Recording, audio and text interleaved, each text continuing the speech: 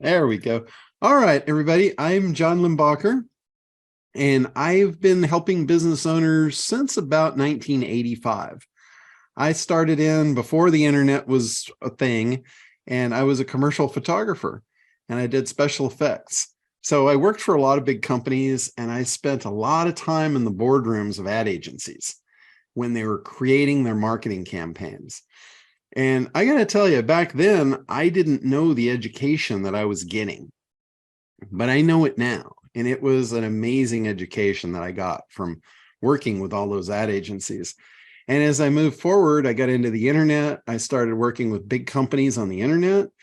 And in about 2010, I'd made a lot of money. I made a lot of money from those big companies. And I was kind of tired of it. They have a whole different culture for the most part. And I wanted to really start helping smaller business owners. And I took what I knew from the search world, how to drive traffic, all that. I started teaching small business owners how to get traffic. And then what I realized was a lot of them, the traffic didn't help them because they didn't know how to do the marketing. They didn't have the proper messaging in place. They didn't really know, like Sue advocates the avatar. They didn't know who their avatar was. And I'm like, wow, this is a real eye opener. These small business owners, they need help on a different level than I was prepared to help them on. So I kind of went back in my brain attic and figured out, what do I have that can help them? And I realized it was the tools and the processes that the ad agencies use. I thought if I could share that with them, I could level the playing field. I could allow these small business owners that were struggling to have the superpowers that the ad agency was giving these big companies. So that's what I went to work on. I went back and I kind of realigned what they did into a training. And I originally produced that, and I did a live event, and Sue was there. She was one of the first ones to actually go through the program. We called it the ACT protocol. And she thought it was awesome. Everybody, there was 65 people in the room. They all really changed their whole mind about business after going through that. But then nobody did anything. And I felt like a failure. I was like, I'm not going to sell something that's not going to work. So I went back out to the group and I said, hey, I need a couple of people that I can work with one-on-one and go through and figure out where I missed the mark. I'm going to help you. I'm going to help you implement this in your business. And Sue was one of those that she was like the first one to have her hand up. I want in on this. And I originally offered it to 6 people. I had 12 people that just beat me up wanting in. So I took all 12 of them.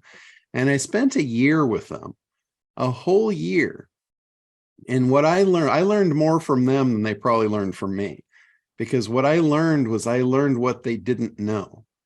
And it was all stuff that I knew from layers and layers and layers of experience that I didn't know was important. And so Sue helped pull all that out of me of how do you really train somebody that doesn't have all that experience, how to do this for themselves. And that's what we did. We created the ACT program, the new and revised ACT program, where I basically break down everything into like the most minute components.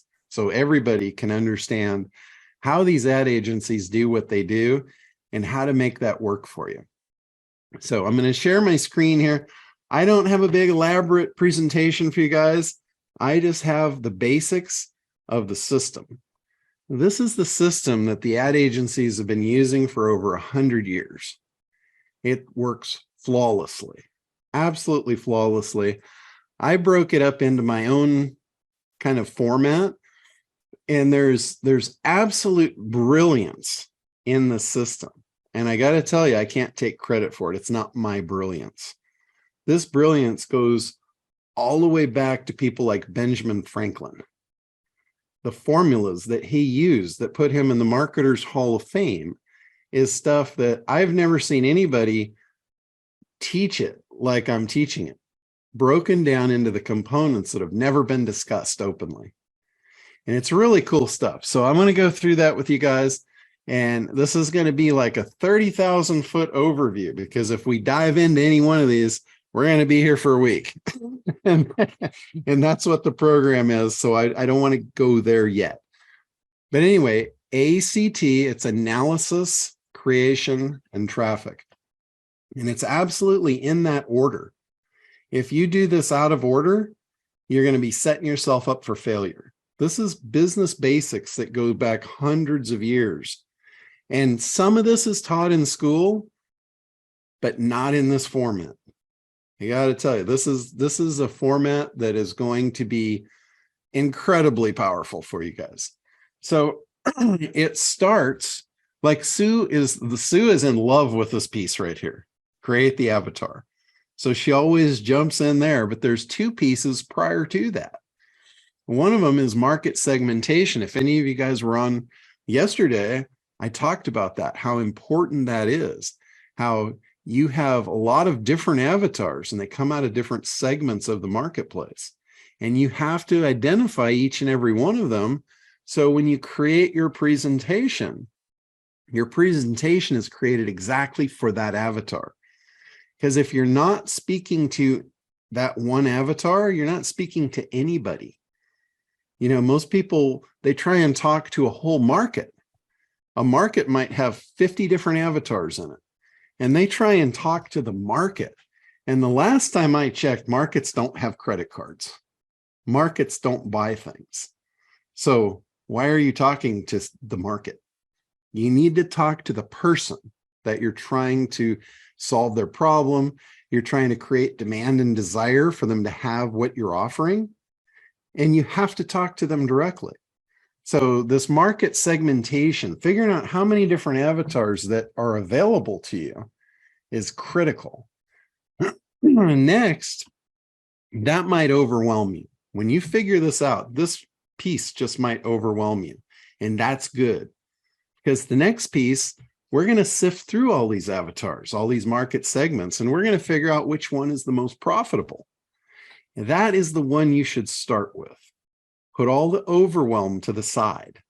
Start with that one profitable marketplace, figure out the avatar, understand and know them like they're a family member, so you can talk to them in that way. And that's where you create that avatar. You get to know them very intimately.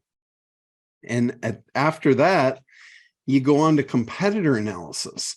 This can leapfrog you so far down the road. It's incredible. If you look at how your competitors talk to this avatar, you'll learn so much about them.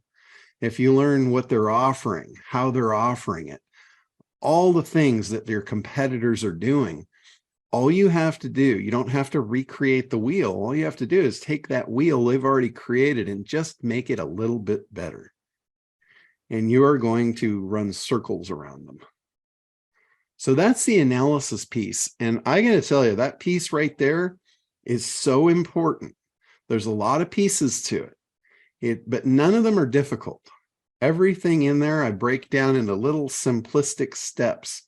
So none of it is, you don't have to know how to.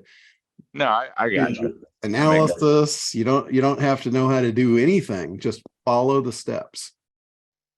Next is creation.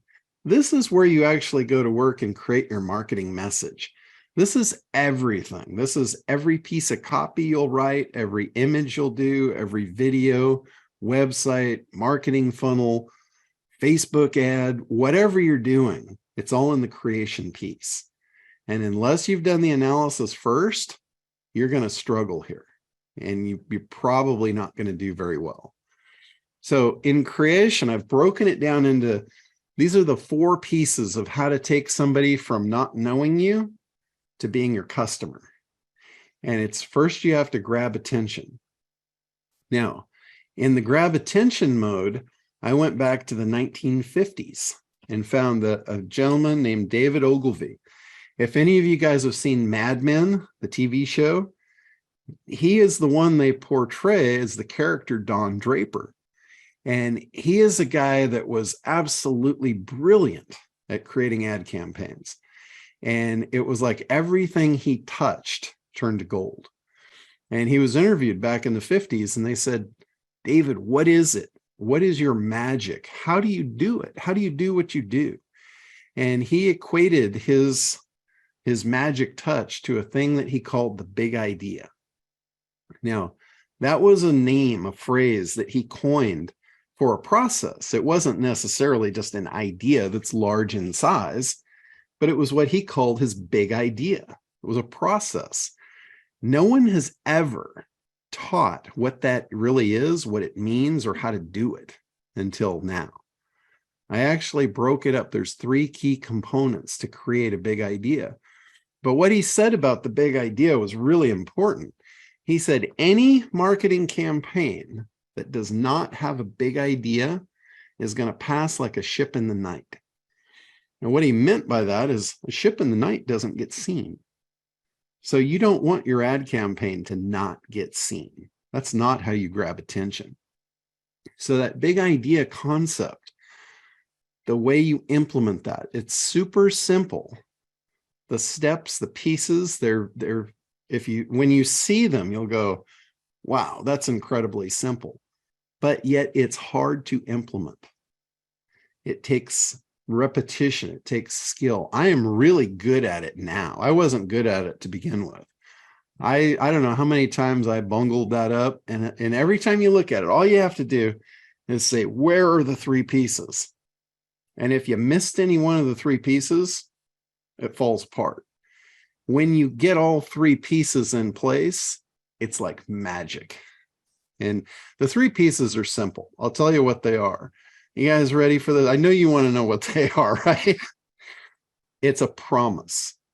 The first piece is a promise of that person's desired outcome. Now, a promise is not believable.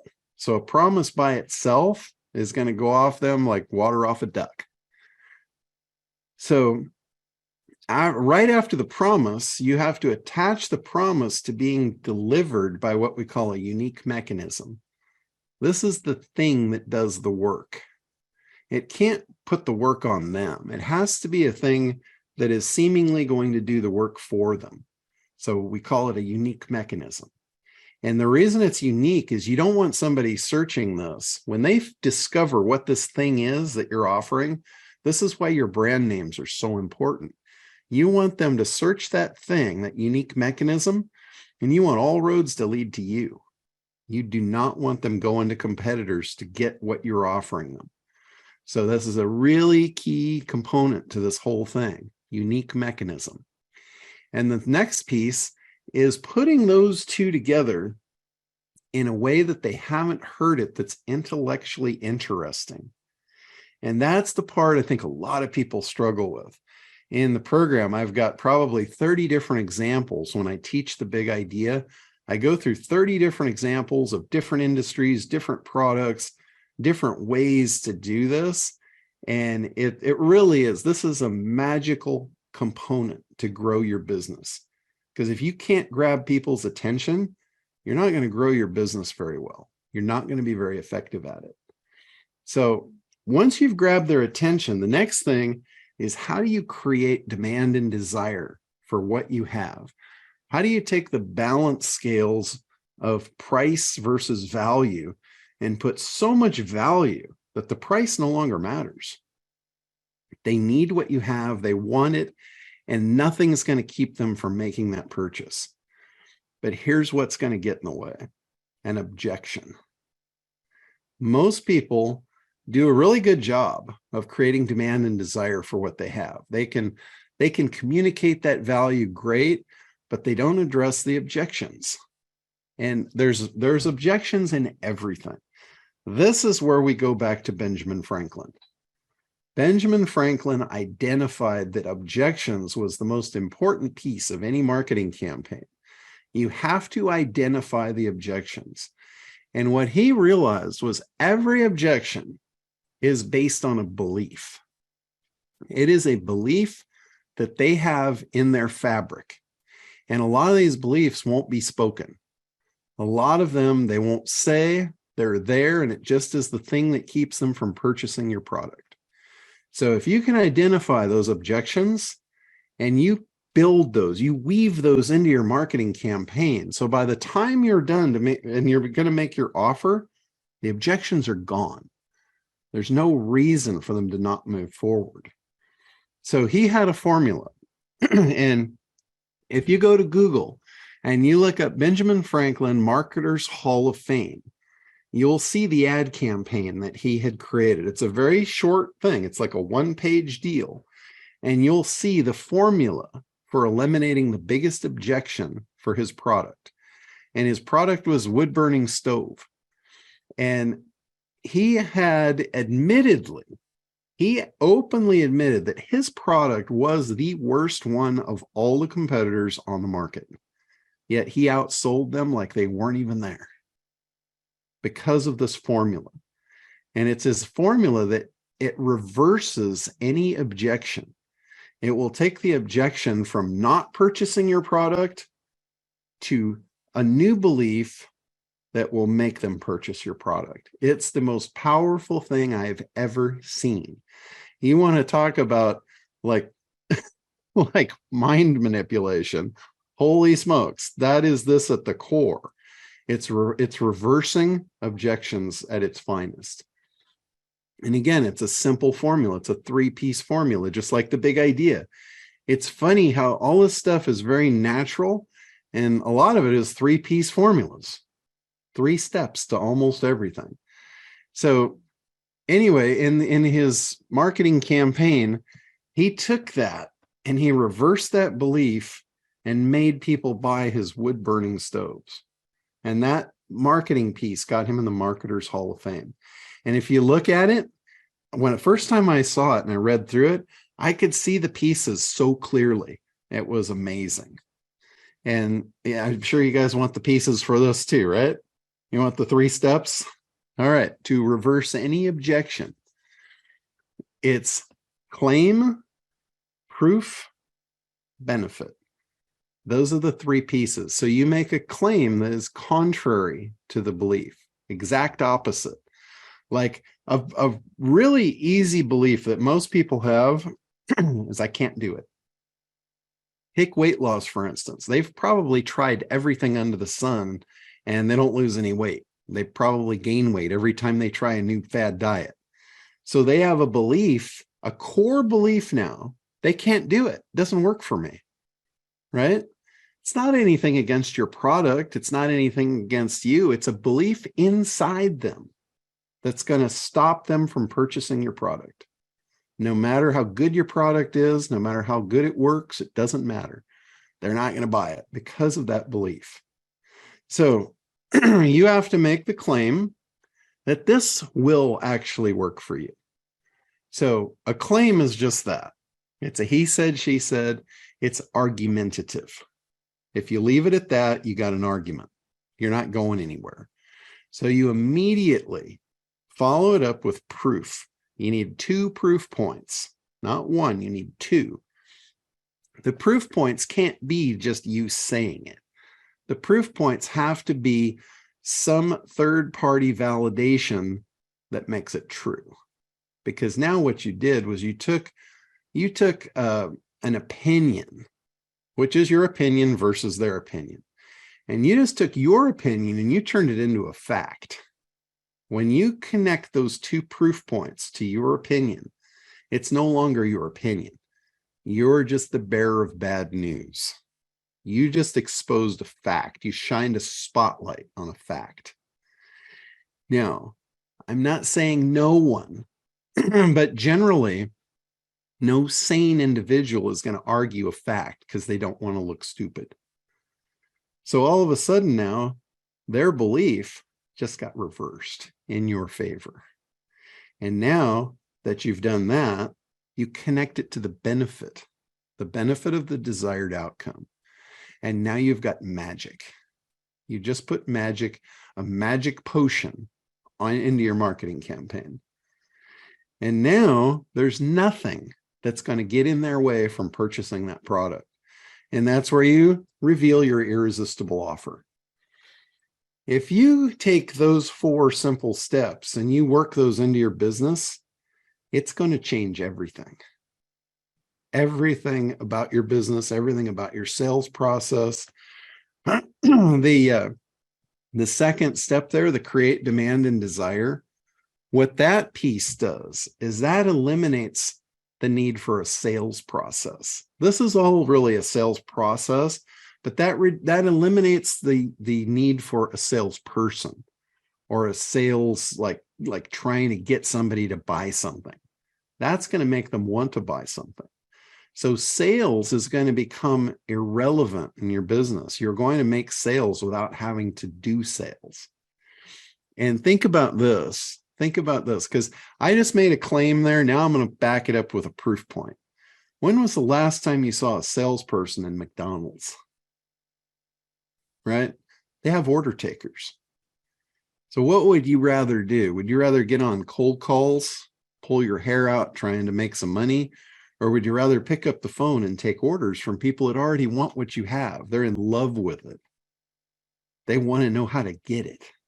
That's a much better way to spend your day, I'm telling you right now. So that's what this process will do. It will, I'm telling you, it'll change everything. Now, once you've done your analysis and you have created that sequence, that's your marketing campaign, your funnel, whatever you want to call it. It's your sales presentation. Now it's time to show that to the world. And when I say show it to the world, I don't really mean that. I mean, show it to your ideal avatar, your ideal customers. So traffic is all about identifying where they are. Like you guys have probably driven down the street and you see the guy spinning the sign with the arrow, like pointing to go get a mattress or go get a Subway sandwich or something. But you got to put that guy on the right corner, right? You have to put your messaging in alignment with where your prospects are, where your ideal customers hang out. And that's the traffic piece. That's where we come in. And there's a lot of different places where you could get traffic. There's search, there's social media, there's paid traffic sources everywhere. There's referral source traffic. So you have to figure out, where is your ideal customer hanging out? Where does that avatar, what do they do? You know, where do they hang out? Where do they spend their time? Where is it most likely for you to be effective to throw a big idea at them? Because that's going to grab their attention. So that's what the traffic piece is all about. So I've kind of gone through this pretty quickly. I did that pretty quick, Sue. So I know yesterday she was like grinding me for hurry up, stop. We got to run out of time. Because I want to leave plenty of time for you guys on the back end of this for questions. But this is the program. Like I said, there's absolute brilliance in this, and it's not my brilliance. I wish I was brilliant enough to have created all of this. All I did was I went back through history and I found the origin of all of it. I broke down the pieces of it and I turned it into little recipes so you can bake this cake over and over and over and get the same result every time. So, and everybody that's been through this, I've had people that have been through high business education, which admittedly I have not. I am not, I'm not one, I hated school growing up. It wasn't for me. I was like, give me the information and let me run with it. Don't stick me in a classroom and keep me bound for a whole semester when something I can learn in a weekend and be off to the races. But I've talked to people that have been through higher education. They've been through 4 years of business school. And they're like, oh my God, why weren't we taught this? And I'm like, I don't have the answer for that. But I learned this from real world, from being in those boardrooms, those ad agencies. They did this process. They did it every time. They didn't miss a step. They did this every time, every campaign, and it worked always. I didn't see one campaign that came out of those ad agencies that didn't work, because they were all methodically engineered based on this process. I didn't leave anything out. There's no rock unturned here. There's a lot of pieces. This is a very simplistic chart here. There's a lot of pieces under the hood of this that I go through in the program. And, that's where it could take you a week to go through all the little pieces.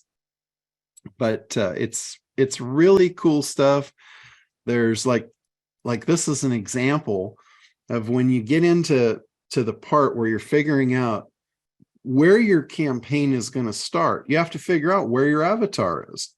Down in the bottom here, they're completely unaware. They might be completely unaware that they even have a problem. Like one of the top marketers that I learned a lot from, he sold a product that was for nail biting. And what he realized was almost everybody bites their nails and they don't realize it's a problem. So they're unaware. It's the biggest section of the market.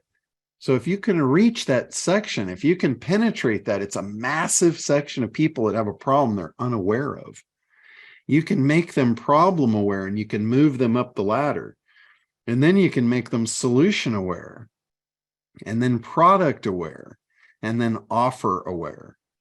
Now, this is where the most sales, this is where the sales take place, on the top of this pyramid. You can get sales anywhere along, but most of the sales are made up here. So if you're focused on the avatar that's in this section, you have the smallest opportunity to make sales.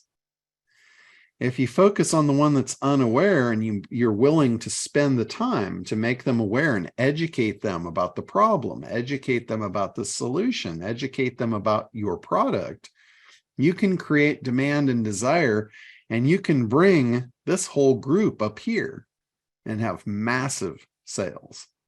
And he did just that.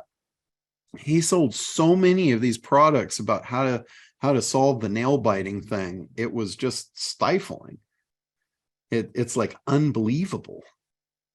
But that is just the process, the program, how it works. And inside here, I've got all these things broken up.